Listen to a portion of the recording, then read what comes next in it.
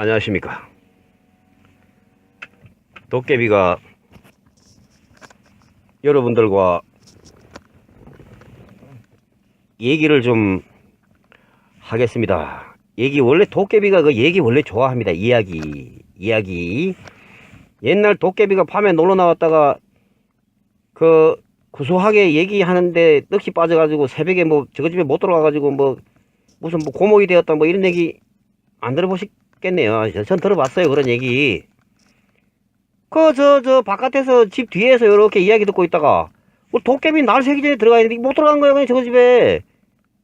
그래가지고 뭐 그 뒤에 뭐 고목나무 뭐 썩은 나무가 됐대나 뭐 어쨌든 뭐 하여튼 그런 얘기 듣긴 들었는데, 그 솔직한 얘기로 사람은 그 얘기를 많이 해야 돼요.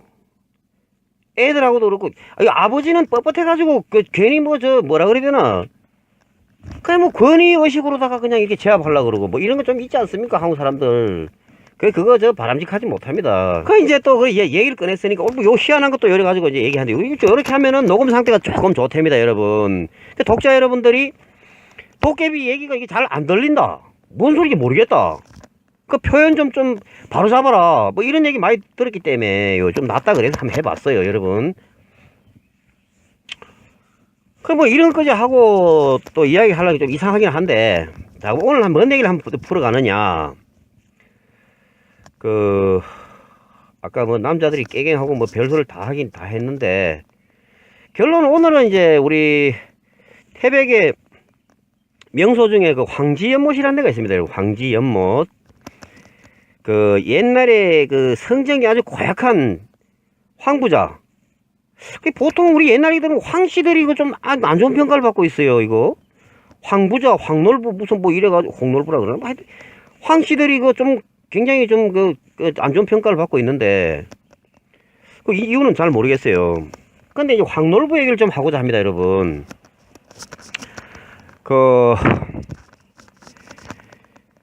태백 지역의 황지연못에 대해서 전해 내려온 이야기가 있는데,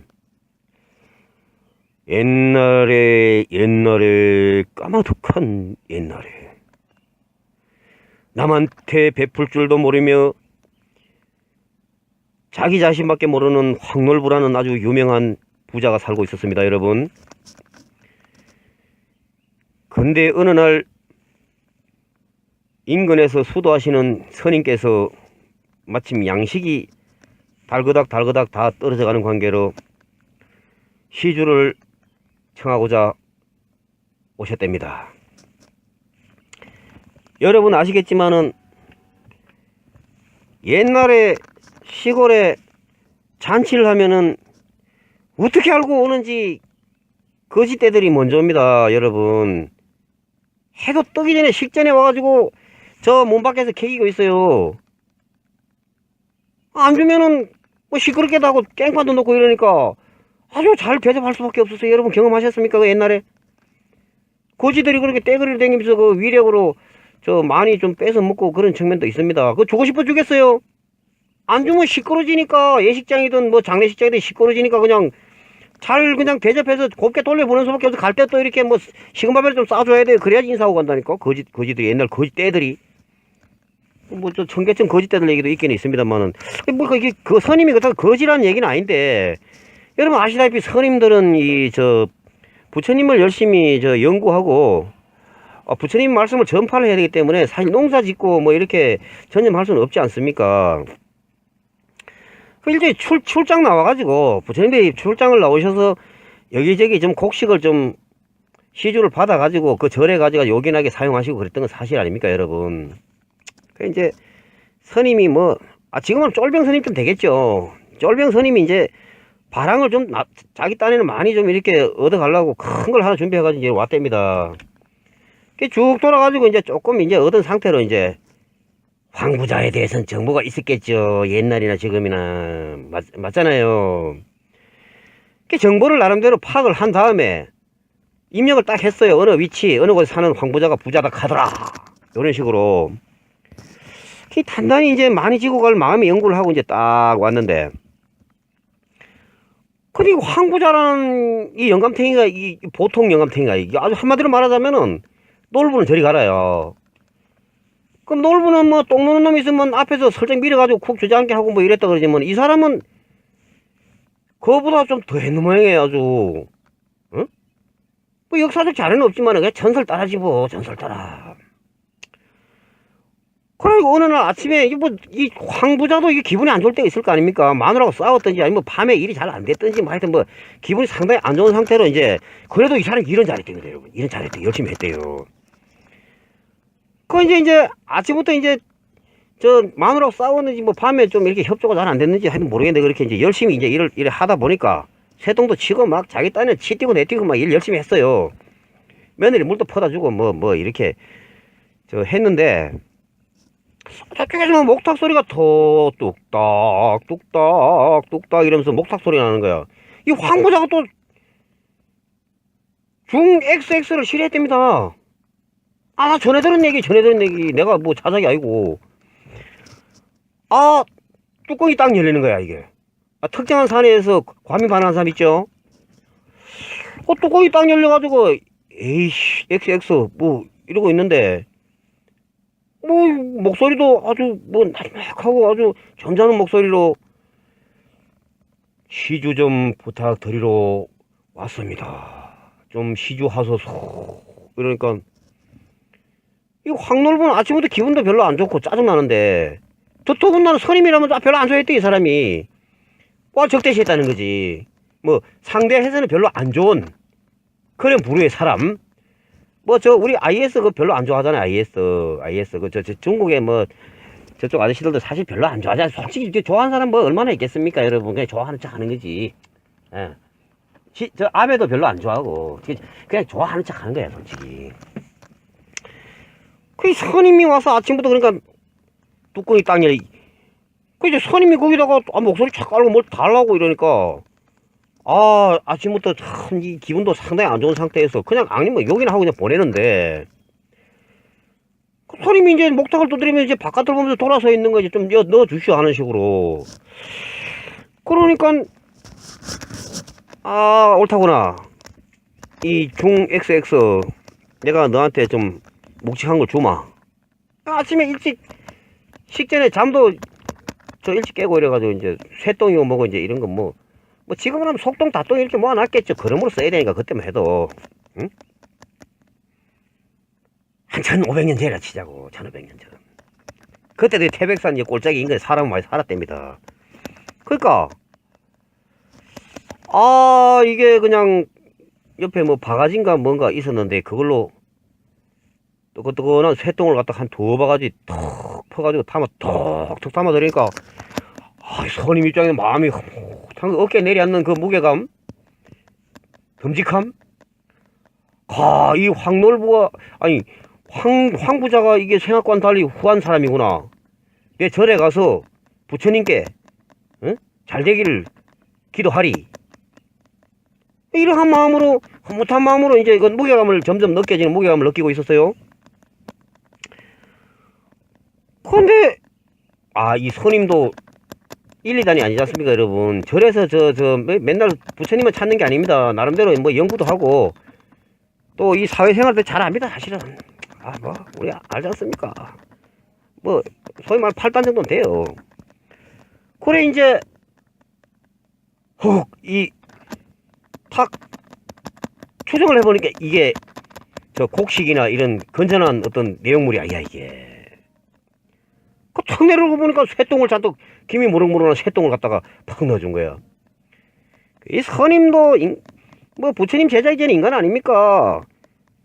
패대기를 치고 집어 던지고 그 바람을 갖다가 에이 몹쓸놈의 중생이니 뭐 이러면서 뭐 나름대로 뭐 비난을 했겠죠. 내 2번 다시 이 집 앞으로 지나가지도 않겠다. 잘 되나 보자. 이래가지고 이제 선임이 이제 뚜껑이 딱 열려가지고 뭐 지금으로는 배낭 좀 되겠죠. 하여튼 뭐 그런 거 갖다가 집어 던져버리고 열받으니까 이제 나가버린 거야. 후닥닥. 에이씨 잘 먹고 잘 살아 이러면서. 근데 이 근처에서 이걸 지켜보고 있던 며느리가 그 광경을 대목대목 보고 있었단 말이에요. 아무리 황놀불이 시아버님이지만은 저는 인간으로서의 어떤 도리가 아니다. 저렇게 인생을 살아서는 안 된다. 이런 생각이 들었겠죠. 며느리 착했답니다. 전설에 따르면. 그 며느리가 집 뒤로 돌아가지고 황부자 집이 나름대로 컸대요. 상당히 평수도 있고. 그래가지고 이제 시아버지 몰래 이제 뭐 콩 한 대, 뭐 말하자면 수수 한 대 뭐 이렇게 했겠죠. 얼른 이렇게 좀 저 보따리도 싸가지고 저 이렇게 뒤로 이렇게 시아버지 눈을 펴 돌아서 스님한테 탁 무릎을 꿇으면서 저희 아버님을 용서해 주소서. 저를 봐서 한 번만 선처해 달라고 이런 식으로 얘기를 하니까 스님이 또 마음이 약해져가지고 처음에는 뭐 자존심 있어서 안 받으려고 뭐 이랬는 모양이야. 결국 뭐 또 돌아갈 때 빈손으로 가면 큰 스님한테 또 이렇게 뭐 잔소리 들으니까 모든 이차가 받아갔답니다. 이걸 받고 이제 짊어지고 일설에는 뭐 쇠똥 담았던 데를 뒤집어가지고 뭐 이렇게 메고 갔대나 어쨌든 뭐 그래가지고 이 가다가 걸음을 탁 멈춘 스님이 희망한 얼굴로 며느리를 잠깐만 이리 오시오 이래가지고 며느리 가니까 지금부터 내가 하는 말을 똑똑히 들어가지고 자기가 저쪽 산 모래기를 넘어가면은 무조건 내 뒤를 따라라. 얘기 없고 빨리 내 뒤를 따라라. 그 살길이다.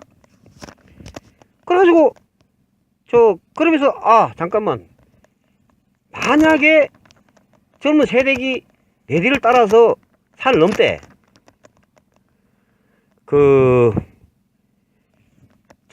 넘어오다가 보면은 천둥 번개가 병력이 치면서 온갖 귀신 소리 살려달라 죽여달라 별놈 소리가 다 들려도 절대 돌아보지 마라. 돌아보지 마라. 돌아보면 끝이다. 스님한테 머리를 조아리면서 근데 다른 사람한테는 절대 얘기하지 말랬답니다. 시아버지고 뭐고 뭐 절대 얘기하지 말라. 젊은 세댁만 얘기를 하고 떠라. 이제 이 스님이 그냥 가볍게 이렇게 얘기할 그런 어떤 사람은 아닌 것 같고 그때 스님의 어떤 말씀을 따라야 되겠다 싶어가지고 얘기를 덜쳐갖고 집에 키우던 똥개 한 마리 데리고 뭐 지금으로 말하자면은 강원도 태백시 통리에 가면은 통리역이라고 얼마 전에 제가 좀 언급을 했지만은 통리에서 이렇게 기차 건널목을 지나서 이렇게 삼척 쪽으로 조금만 가다 보면은 길이 요렇게 나눠집니다. 요렇게 Y자식으로 그냥 직진 성향으로 계속 가면 도계 삼척 동해 강릉 방향이고 오른쪽으로 살짝 핸들을 꺾어주면 울진 호산 포항 말은 일 가는 길이 되겠습니다. 여러분 Y자식으로 되어 있어요. 통리에서 통리산거리 이제 거기를 가서 그 오른쪽으로 조금 진행하다 보면 동네 이름이 구사리라는 데가 있습니다. 구사리 잘 외워도 구사리 우리 뭐 잘못한다고 구사리 매기는 그런 구사리가 아니고 동네 이름이 구사리입니다. 여러분 그 구사리를 이렇게 가는데 황망하게 집을 떠나다 보니까 스님이 했던 얘기를 잊어버린 거예요. 이 젊은 세대기 그 구사리 있는 데서 이래 진행을 하다 보면은 또 조금만 죄가 하나 나오는데 저쪽에서 뭐 살려달라 죽여달라 왜 날 두고 가느냐 우리 다 죽는다 뭐 그러면서 막 천둥 번개가 막 치고 막 난리가 난 거예요. 막 하늘이 내려앉듯이 막 와당탕 쿵탕 사람을 살려라 죽여라 막 이래 막 난리가 나니까 이 며느리가 그냥 돌아본 거예요. 뒤를 탁 여러분 아시겠지만은 안 돌아보면 얘기 안 되죠. 전설 따라 삼천리 그런 돌아봤기 때문에 얘기가 성립이 되는 거 아닙니까 여러분. 결과적으로 구사리에 가다 보면은 며느리가 애기를 넣고 딱 돌아보고 있는 이런 돌의 형태가 있습니다. 그대로 우회전 한다 그래도 우회전해서 한 5분쯤 가다 유심히 좌측 산 능선을 보고 가다 보면은 그야말로 조각한 것처럼 어린애기를 얻고 어딜 가고 있는 며느리의 그 형상이 마치나 조각을 한 것처럼 서 있습니다. 여러분 멀리서 보면 정말로 그렇습니다. 여러분 한번 태백 오시면은 거기 꼭 한번 구경하시기 바랍니다. 가까이 가면 조금 틀려요. 멀리서 봐야지 며느리 형상입니다. 도로까지 차를 세우고 관찰하시면은 뭐 흡사합니다. 아주 가까이 가서 보면 어떤 형상이 있느냐 그 옆에 조그만한 또 이런 돌이 있는데 그게 똥개가 또 이렇게 돌이 돼서 굳었답니다, 여러분. 똥개도 돌아봤나, 그러면? 돌아봤겠지. 주인이 보니까 똥개도 봤겠지. 큰 소리 나고 이상한, 뭐, 황골부 영감 그것도 주인 아닙니까, 그 사람도. 돌아봤는데, 개꺼지 그냥 돌이 된 거야. 애기 얻고 있는 젊은 세대. 그 다음에 약간 떨어진 곳에 똥개 한 마리. 딱 굳어져 있어요. 동작 그만하는 식으로.